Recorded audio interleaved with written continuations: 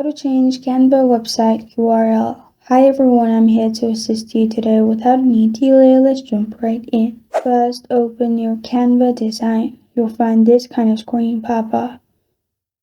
Then, simply click on Analytics at the top right corner of your screen, which has bars like icon. After you click on it, you'll find Website option on the left side. Click on Website. Publish website. After you clicked on publish website, in here you can change your URL by adding site address. If not, you can also use a custom domain.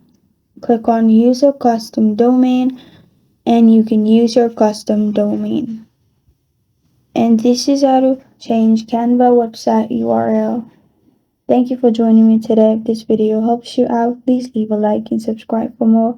Got a question or want to suggest a topic? Comment below. Thank you for watching.